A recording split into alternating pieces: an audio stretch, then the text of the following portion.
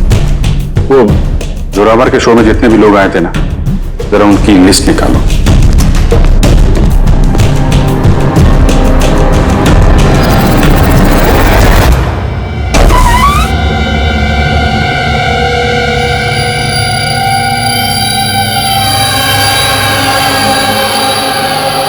अब ये देखो, घर के अंदर बाहर आने जाने का एक और रास्ता भी है। सर किचन में ये 2 ग्लासेस मिले और इस वाले पे लिपस्टिक का निशान। सर ये देखिए। तो कोई लड़की भी थी यहाँ पे? अगर कोई लड़की थी यहाँ पे तो वीडियो में दिखी कैसे नहीं? तो कुर्सी उड़ी तो उड़ी कैसे? और इलेश ने कुर्सी से नीचे उतरने की कोशिश क्यों नहीं की? वो सारे चाकू जो टेबल पे पड़े हुए थे हवा में उड़ के सीधे इलेश को आके लग गए कैसे? अब इसका जवाब तो ये लिपस्टिक वाली लड़की दे सकती है, फिर या वो आदमी जिसके जूतों का निशान मिला था। उर्वी, ये बात कंफर्म है ना कि ये जोरावर और मल्लिका अगले कुछ घंटों तक घर पे नहीं होंगे? हाँ, कहीं ऐसा ना हो कि फ्रेडी और पंकज को टाइम ही ना मिले सर्च करने के लिए। सर 100% कंफर्म है, इंतजाम ही ऐसा किया मैंने। सर इस मल्लिका को चीफ गेस्ट के तौर पे कॉलेज फंक्शन में बुला लिया, वो वहाँ से शाम 5 बजे से पहले फ्री नहीं होगी। चलो अच्छा। और ये जोरावर? सर हमारे डिपार्टमेंट के कुछ खास ऑफिसर्स के साथ इस जोरावर की मीटिंग फिक्स करा दी 5 स्टार होटल में, जहाँ जोरावर इस वक्त बैठ कर नकली पेपर साइन कर रहा होगा दुनिया के 15 देशों में मैजिक शोज दिखाने का। चलो बढ़िया है, उन्हें अंदाजा भी नहीं होगा कि हुआ क्या, और तब तक हम अपना काम करके निकल जाएंगे। पर सर एक बात समझ में नहीं आई, हम इनके घर की तलाशी इनके घर में रहते रहते भी तो ले सकते थे, इन्हें घर से बाहर भेजने का प्लान क्यों? अरे दोनों जादूगर हैं, जादूगर। हाथ की सफाई इनके बाएं हाथ का खेल है। हाँ, नाक के नीचे से कब वो लोग वो सबूत इधर उधर कर जाएं, कुछ पता भी नहीं चलेगा।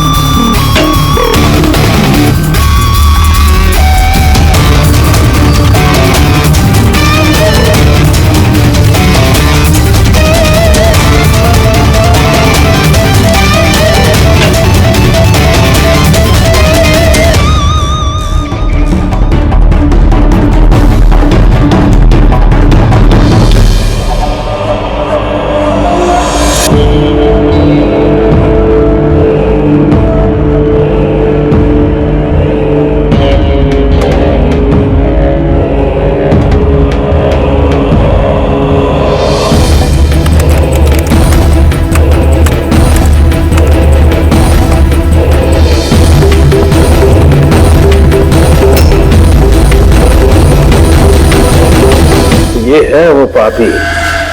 अरे वाह सानू के साहब, इतनी जल्दी खूनी का पता लगा लिया आपने। अब फटाफट नाम भी बता दीजिए। जोरावर या मल्लिका, अब इन दोनों में से वाकई में खूनी कौन है ये पता लगाना भी बाकी है। अब ये क्या बात हुई सर? ये बात इसलिए हुई कि ये जो 5 चाकू है ना, इन पर जोरावर की उंगलियों के निशान है, और ये जो कपड़ा है इस पर ये जो जूते का निशान है ये भी जोरावर के जूते का ही निशान है। तो फिर तो बात साफ है, खून उसी ने किया है। बात बिल्कुल साफ है नहीं, क्योंकि ये जो वाइन का गिलास है ना, इस पर ये जो लिपस्टिक है, ये लिपस्टिक मल्लिका की है।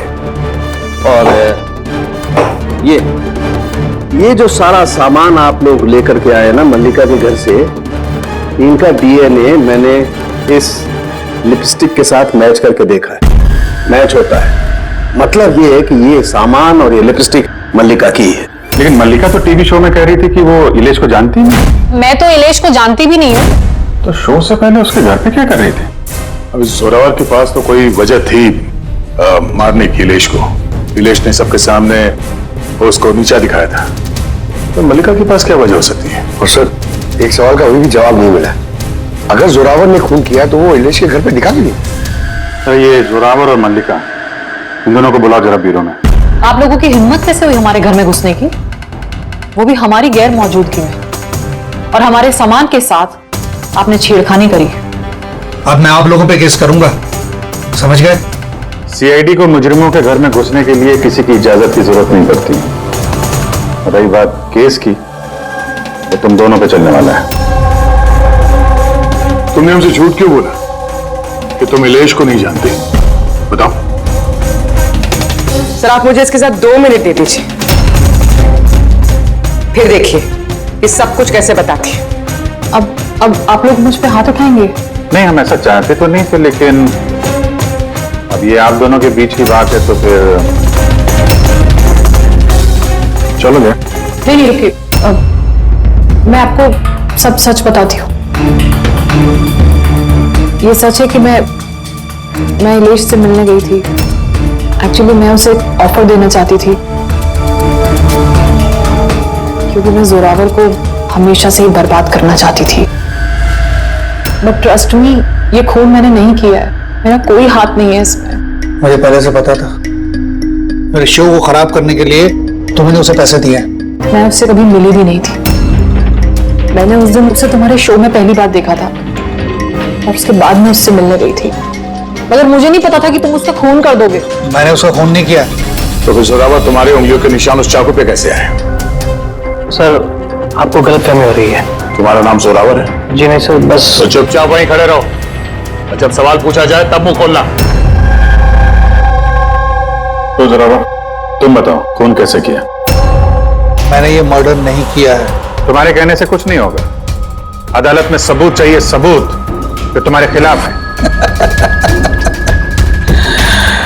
मेरे खिलाफ सबूत है ही नहीं, क्योंकि मैं एक वक्त पे 2 जगह मौजूद हो ही नहीं सकता। क्या मतलब? मतलब ये कि सर, जिस वक्त इलेश की मौत हुई ठीक उसी वक्त जोरावर सर दिल्ली में जादू दिखा रहे थे।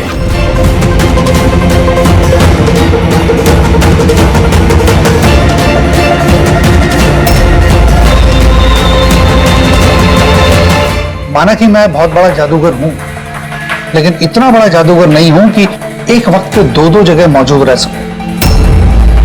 अगर आपको इस वीडियो पे विश्वास ना हो, दिल्ली के उस ऑर्गेनाइजर को फोन कर सकते हैं।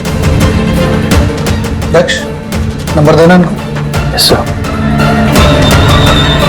मैं जा सकता हूं? जा सकते हो। और आप भी। Thank you sir.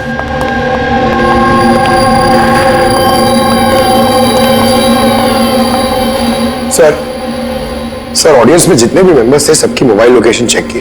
सर जिस वक्त इलेश की मौत हुई थी उस वक्त उसके घर के आसपास कोई भी नहीं था। अरे किया धरा तो इस जोरावर का ही लगता है, मगर किया कैसे? आप एक ही सवाल 1000 बारी पूछेंगे और एक ही जवाब दूंगा मैं। मुझे समझ में नहीं आ रहा है सीआईडी इलेश के खूनी को ढूंढने में इतना वक्त क्यों बर्बाद कर रही है। मुझे पता है ना, मुझे पता है उन आत्माओं ने इलेश का खून किया है। मेरे शो में अपमान किया था इलेश ने।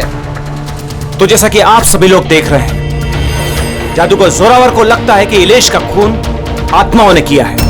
तो देखने वाली बात यह है कि आपको क्या लगता है कि इलेश का खून आत्माओं ने किया है या फिर किसी इंसान ने? क्या बकवास कर रहा है?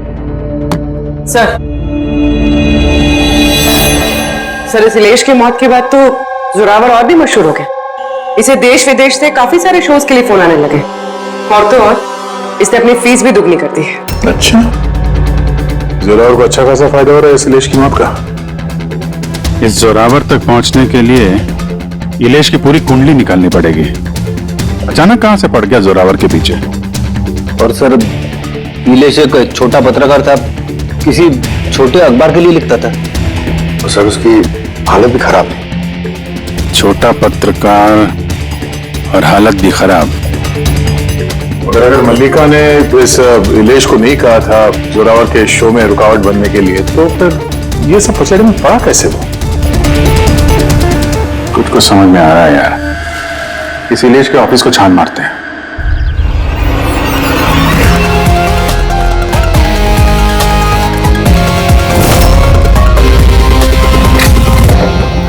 आइए सर।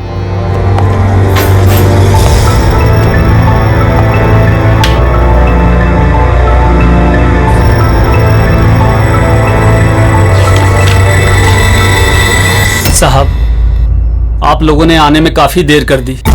पिछले कुछ महीनों से अखबार घाटे में चल रहा था, इसलिए पिछले महीने से बंद पड़ा हुआ है। इस इलेश के बारे में कुछ बताओ। कैसा पत्रकार था ये? बहुत ही फालतू आदमी था साहब, न्यूज छुपाने के एवज में भी पैसा लेता था। और साहब बहुत ही बेईमान आदमी था वो। सर। हाँ पंकज, ये देखिए सर, इलेश जादूगर के गेटअप में, और यहाँ साउथ इंडियन में कुछ लिखा हुआ है। मलयालम, कमाल है। तो मैजिक शो की इंफॉर्मेशन मलयालम में लिखी हुई। ये पत्रकार से मलयाली जादूगर कब और कैसे बन गया इलेश? अरे इधर आओ। Yes sir. क्या है ये? क्या है? सब कुछ समझ में नहीं आ रहा है। अरे तुम्हारा बॉस जो है जादूगर बन के घूम रहा है, तुम कह रहे हो तुम्हें कुछ समझ में नहीं आ रहा है। ये जादूगर कब बन गया? बॉस और जादूगर साहब कुछ समझ में नहीं आ रहा है। अरे यार जादू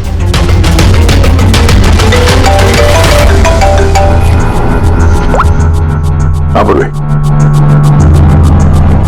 अच्छा हाँ ओके ठीक है, तो उसके मोबाइल को ट्रैक करते रहना, ठीक है?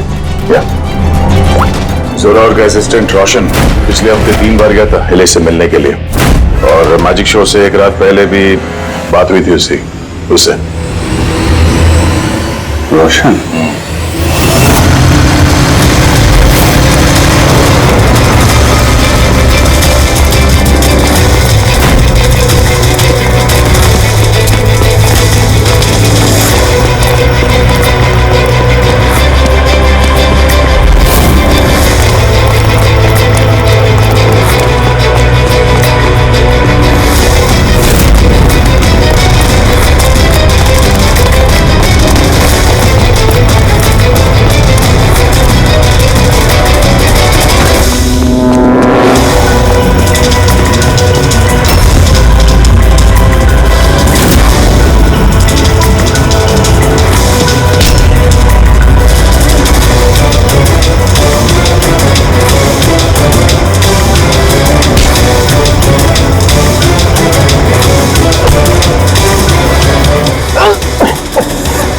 इतनी तेज भागेगा तो चक्कर आके गिर जाएगा ये, समझा? छोड़ दो मुझे, जाने दो। जाने भी देंगे, छोड़ भी देंगे। पहले ये बता, इलेश के साथ तेरी क्या डीलिंग चल रही थी? मेरी डीलिंग? हाँ डीलिंग। क्यों मिला था इलेश से 2 बार? इलेश? मैं किसी इलेश को नहीं जानता। ये ड्रामा बंद कर, समझा? तेरी पूरी लिस्ट है मेरे पास। तू कब और कहां मिला था उससे, तेरे मोबाइल फोन के रिकॉर्ड्स सब। तो ये बता, ये इलेश नकली मलयाली जादूगर बन के क्या करने वाला था? नकली मलयाली जादू? लेकिन उसने तो मुझसे कहा था कि वो केरला का बहुत बड़ा और मशहूर जादूगर है। उसने मुझसे झूठ कहा था क्या? वो हम डिसाइड कर लेंगे। तो कल ये बता, तू इलेश से कब, कहां और क्यों मिला था? उसने मुझसे एक ऑफर दिया था। उसने मुझसे कहा था कि अगर मैं उसकी मदद करूंगा और जोरावर को बदनाम करने में उसकी हेल्प करूंगा, तो वो मुझे जोरावर से भी ज्यादा 5 गुना ज्यादा सैलरी देगा। और 6 महीने में वो मेरा खुद का मैजिक शो लॉन्च करने वाला था। उसने मुझसे प्रॉमिस किया था सर कि वो मुझे जोरावर की तरह ही द ग्रेट मैजिशियन रोशन बनाएगा। इलेश से कहां मिला था? उसी के घर पे मैंने मीटिंग की थी 3 हफ्ते पहले सर, और वहीं मैंने जोरावर के सारे मैजिक ट्रिक्स के सीक्रेट उससे शेयर किया सर। यार जरा एक बात बताओ, ये जो जोरावर है वो चम्मच को बैंड कैसे कर देता है? क्या इसमें भी आत्माएं जो है उसकी मदद करती हैं?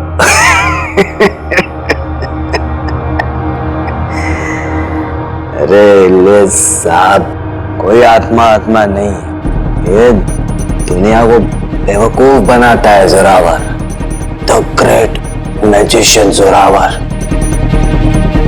चम्मच पर एक रबर होता है, रबर को थोड़ा एडजस्ट करता है और चम्मच मुड़ता है। अरे बाप रे, मतलब इतना बड़ा धोखा। अच्छा, तो वो जो लड़की को हवा में उड़ाता है वो जादू कैसा करता है? बकवास सर, बाएं हाथ का खेल आप भी कर सकते हो। कैसे? लड़की जब टेबल पर लेटती है, जो टेबल रहता है उसको सपोर्ट मिलता है एक मेटल रॉड से। अब आप बोलोगे कि मेटल रॉड तो दिखता नहीं है, कैसे दिखेगा सर? चादर से ढका होता है ना मेटल रॉड। जोरावर जब प्लेटफॉर्म पर आता है परफॉर्मेंस देने के लिए, उसी वक्त चादर को निकाला जाता है। जोरावर वो मेटल रॉड को हाइड करता है, एडजस्ट करता है। यहाँ पर दोनों वुडन स्टैंड हटा, लोगों को लगता है कि लड़की बीच में कैसे लेटी है। सब इल्यूजन होता है सर। अभी ये कोई जादू वादू है नहीं, सिर्फ हाथों की सफाई है। यस सर, सर वो सब छोड़ो ना, आप मुझे ये बताओ कि मेरा मैजिक शो कब लॉन्च करोगे सर? होगा बेटा, बहुत जल्दी होगा। इलेश पहले नकली जादूगर बना, फिर इस रोशन से झूठ बोल के इसका विश्वास जीता, फिर जोरावर की सारी मैजिक ट्रिक दिखाने को बोला। हाँ? क्या वजह हो सकती है? कोई जादूगर तो था नहीं, वो एक मामूली सा पत्रकार था। हाँ, पत्रकार था जो नकली जादूगर बना और जोरावर की मैजिक ट्रिक देख। कहीं ये जोरावर का पर्दाफाश तो नहीं करना चाहता था? इस चक्कर में कुछ स्टिंग ऑपरेशन वगैरह कर रहा था। Sting operation? अगर ऐसा है तो उसके घर पे स्पाई कैम लगा होगा।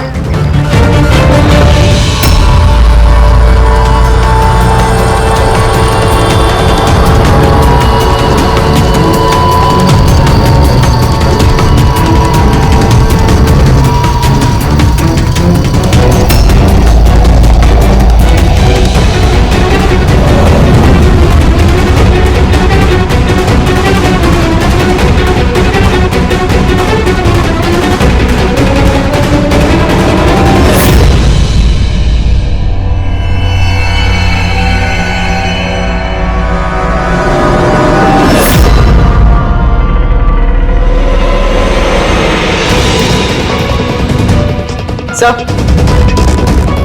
एक यहाँ भी है।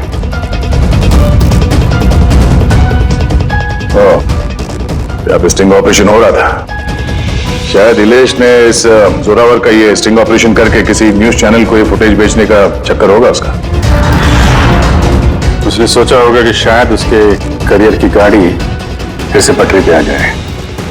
सर, अगर उसके पास इतनी सारी फुटेज थी तो उसने ये फुटेज किसी न्यूज चैनल में बेची क्यों नहीं? शायद ब्लैकमेल कर रहा होगा इस फुटेज के जरिए जोरावर को, इसलिए जोरावर ने अपने रास्ते का कांटा हटा दिया। लेकिन सर, हम घूम फिर के उसी बात पे आ गए। जब जोरावर दिल्ली में था तो उसकी उंगली के निशान चाकू पे कैसे? अब ये तो डॉक्टर सालू के ही बता पाएंगे। आप लोगों ने फिर से मुझे बुला लिया। टाइम बर्बाद कर रहे हैं आप लोग मेरा। वैसे कोई ठोस सबूत है भी या नहीं मेरे खिलाफ आप लोगों के पास? शराब पीते हो?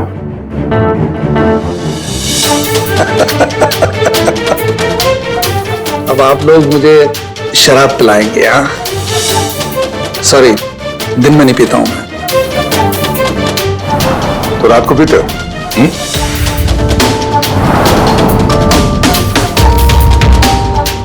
पीता हूं डिनर के बाद। एक आध लवली लवली लगा लेता हूं मैं। बट बात क्या है? बात क्या है? बात जानना चाहते हैं ना? ये जो चाकू मिले ना क्राइम स्पॉट पर, इसमें तुम्हारी उंगलियों के निशान है और उसमें सूखे हुए पसीने में मुझे बहुत ज्यादा मात्रा में शराब के, अल्कोहल के ट्रेसेस मिले हैं। लवली लवली नहीं, बहुत ज्यादा मात्रा में। अब शराब मिली, शरबत मिला, पालक का पनीर, मुझे क्या पता? बताया ना मैंने, खून के वक्त मैं दिल्ली में था। और कितनी बार बताऊंगा मैं? हवा में उड़ना बंद कर, समझा? वरना सीआईडी को ज्यादा टाइम नहीं लगेगा तेरे पर कतरने में। इतने सबूत काफी हैं तुम्हें जेल में पटकने के लिए, लेकिन हम लोग सच्चाई तक पहुंचना चाहते हैं, इसलिए बात कर रहे हैं। जितना पूछा जाए उसका जवाब दो, बस। ठीक है, पूछिए क्या पूछना चाहते हैं। हो सकता है शायद किसी ने तुम्हें फंसाने के लिए तुम्हारी उंगलियों के निशान चाकू पे ले लियो जब तुम शराब पी के धुतते। मुझे कौन फंसाएगा? देखिए, यकीन कीजिए, ये खून आत्माओं ने किया है। चुप, बकवास बंद। तुम्हारे जादू का राज तुम्हारे असिस्टेंट रोशन ने हमें बता दिया है। अब जो भी बोलोगे सिर्फ सच सच बोलोगे। ये बताओ कि आखिरी बार शराब पी के तुम इस कदर बेहोश कब हुए थे कि तुम्हें कुछ पता ही नहीं है कि तुम्हारे आसपास क्या हो रहा है? बताया ना, मैं डिनर के बाद एक आध पैग ले लेता हूं, लेकिन इतनी नहीं पीता कि बेसुध हो जाऊं मैं। एक मिनट। जिस दिन मेरा मैजिक का शो था उससे 2 दिन पहले हम लोगों ने होटल पैम्पोश में एक पार्टी दी थी। उस दिन होटल में मैंने ज्यादा पी ली थी और नींद भी आ गई थी। जब मैं सुबह उठा तो होटल के कमरे में था और होटल वालों ने मुझे उठाया। कहने लगे चेकआउट टाइम है, 12 बज गए थे। उस होटल की फुटेज चेक करनी पड़ेगी। सर वो होटल नहीं कबूतर खाना है। जोरावर के फ्लोर का सीसीटीवी कैमरा बंद पड़ा है। कमरे के अंदर एक भी उंगली के निशान नहीं है सर। और वो स्टाफ को पता ही नहीं है कि उस वक्त मास्टर की यूज हुई थी या नहीं। मतलब होटल से कुछ नहीं पता चला? Dead and. एक बात तो तय है सर, इलेश का खून किसी जादूगर ने किया है, क्योंकि वो उड़ती हुई कुर्सी और चाकू जादू का ही हिस्सा था। जादूगर तो इस केस में 3 ही लोग हैं, जोरावर, मल्लिका और रोशन। एक बड़ा विजय, एक और जादूगर भी तो है इस केस में, इस पर ध्यान तो नहीं गया हमारा। जोरावर की दूसरी असिस्टेंट रुशाली। पूर्वी एक काम कर, इस रुशाली का मोबाइल फोन ट्रैक करो, पता करो मर्डर से पहले और उसके बाद उसका लोकेशन क्या था। ओके सर, ये रुशाली के बारे में तो हमें भूल ही गए। सर ये देखिए, रुशाली मर्डर से पहले अपने कॉलेज गई थी, फिर घर गई थी और फिर जू के कॉफी शॉप पे, उसके बाद जोरावर के मैजिक शो पे। रुशाली लगातार 2 रातों से अपने कॉलेज भी जा रही है, रात 1 बजे। 2 रातों से लगातार कॉलेज जा रही थी, वो भी रात को 1 बजे? इतनी देर रात को कॉलेज क्या करने गई होगी? खून से 2 दिन पहले इसने एक हार्डवेयर की दुकान के भी कई चक्कर लगाए। इलेश के मर्डर के वक्त लोकेशन क्या थी उसके फोन की, जरा देखो। सर उसका फोन बंद था। फोन बंद था? गड़बड़ है विशाली, कॉलेज चल के देखते हैं। इतनी रात गए वो कॉलेज क्या करने गई थी? साहब हमसे गलती हो गई, माफ कर दीजिए। गलती? इसे गलती कहते हो? हाँ? इतनी रात गए विशाली को कॉलेज के अंदर आने दिया है क्यों? साहब विशाली मैडम खर्चे पानी के लिए कुछ पैसे दे दिया करती थी, लैब के अंदर जाकर काम करने के लिए। रिश्वत ले रहे थे? कभी सोचा नहीं कि वो एक्स्ट्रा पैसा क्यों दे रही है? पढ़ाई दिन में होती है ना, रात में क्या कर रही थी लैब में? हमने भी उनसे यही पूछा था सर, तो उन्होंने कहा एक खास एक्सपेरिमेंट कर रही है वो, एक एक्स्ट्रा प्रोजेक्ट है जो उन्हें कॉलेज से मिला है। सर ये मनोज है, उस लैब के असिस्टेंट जहाँ पे रुशाली एक्सपेरिमेंट कर रही थी। मनोज, ये रुशाली क्या एक्सपेरिमेंट कर रही थी यहाँ पे? सर वो एक काफी बड़े इलेक्ट्रोमैग्नेट का आविष्कार की कोशिश कर रही थी।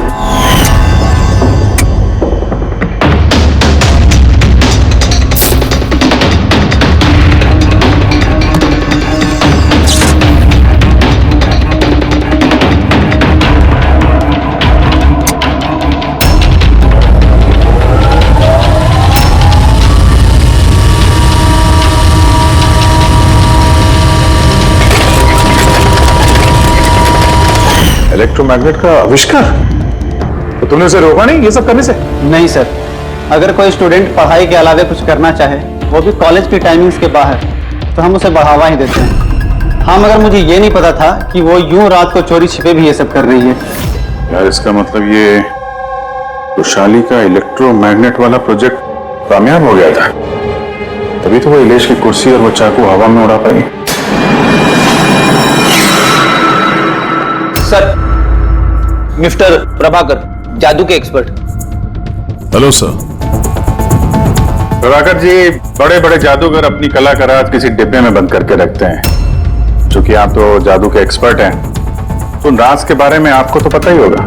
तो सर इलेश की मौत का नजारा देख के किस नतीजे पे पहुंचे आप? कैसे हुआ होगा उसका खून?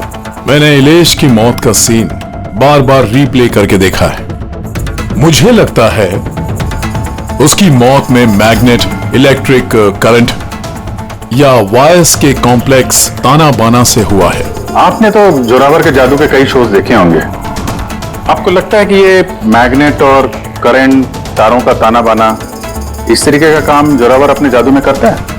नहीं सर, ये सब जोरावर की स्पेशलिटी नहीं है। आप सर ठीक से जरा एक्सप्लेन कर सकते हैं कि ये चुंबक वगैरह कैसे इस्तेमाल हुआ होगा इलेश की मौत में? सॉरी सर, वो सब बता पाना मेरे लिए मुमकिन नहीं हो पाएगा।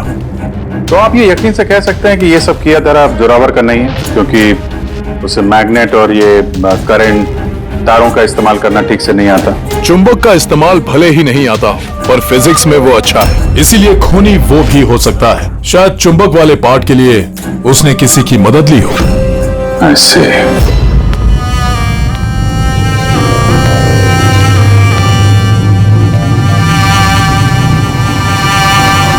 किसने बुलाया मुझे यहाँ पे?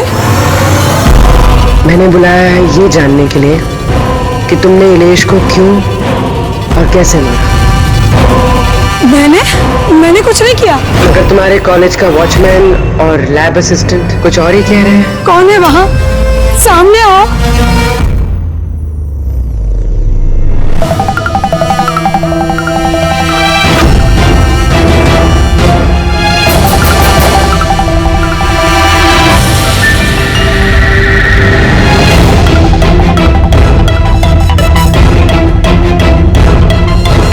मेरे पास आओ। आओ। कौन हो तुम? अपना हाथ दो।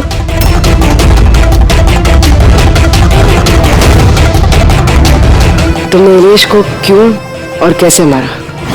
मैंने किसी को नहीं मारा। तुम सच नहीं बोल रही हो, इसलिए मुझे ये सब करने पे मजबूर होना पड़ रहा है। पर तुम हो कौन और इलेश की मौत के बारे में क्या जानती हो? और क्या करने वाली हो तुम? इतनी भोली मत बनो। ये जादू तुमने कई बार किया है जोरावर के साथ, याद आया? नहीं, ये बहुत सही नहीं है जादू के लिए। इसमें मेरी जान जा सकती है। नहीं, अगर तुम सच नहीं बोलोगी तो इस बॉक्स में तुम्हारे टुकड़े टुकड़े हो जाएंगे, मगर अगर तुम सच बोलोगी तो तुम्हें कुछ भी नहीं होगा, यकीन मानो। चलो। नहीं, छोड़ दो मुझे, प्लीज मुझे जाने दो। मैंने कुछ नहीं किया। अगर तुमने कुछ नहीं किया है ना तो तुम्हें कुछ भी नहीं होगा। आओ, घबराओ मत। आओ। नहीं, हाँ मैं मानती हूँ कि इलेश की मौत की जिम्मेदार मैं हूँ। क्या चाहती हो तुम? कितने पैसे चाहिए बोलो?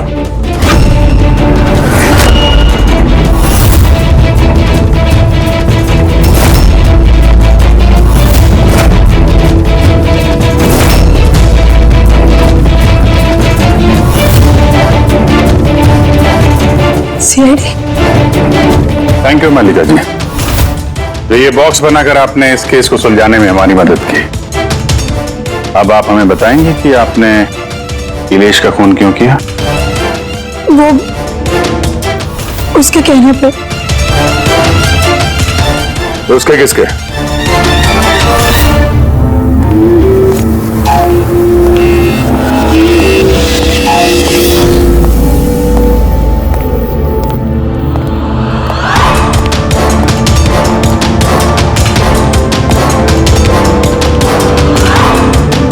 क्यों बुलाया मुझे यहाँ? बोला था ना जब तक केस ठंडा नहीं होता मुझे कांटेक्ट करने की जरूरत नहीं है। वो मैं उसने नहीं, हमने कांटेक्ट किया तुम्हें।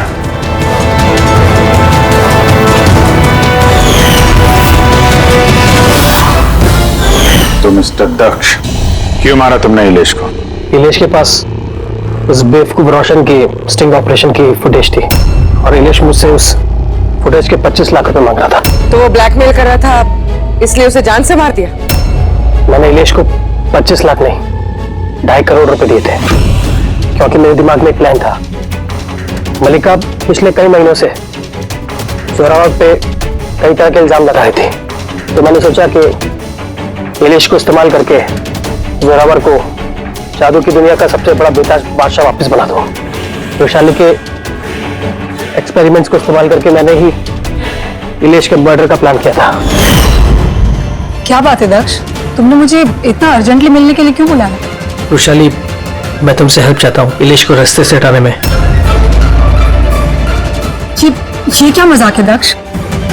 तुम मुझे किसी का खून करने के लिए कह रहे हो?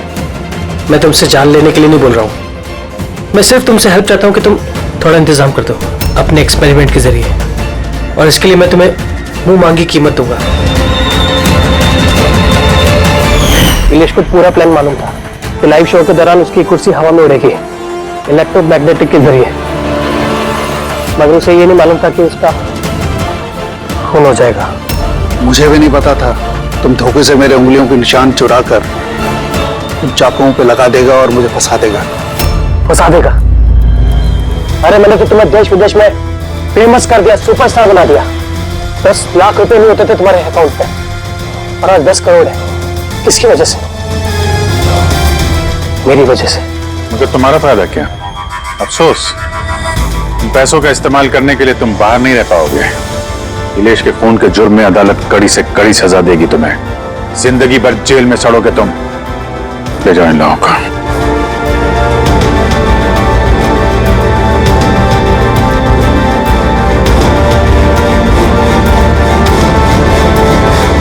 Thank you so much sir.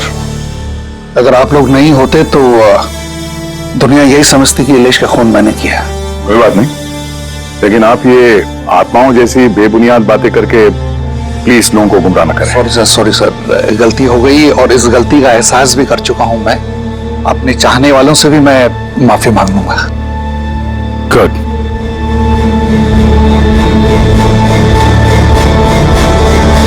इस तरह के और भी एपिसोड देखने के लिए हमारे चैनल को सब्सक्राइब करें और बेल आइकन दबाना ना भूलें।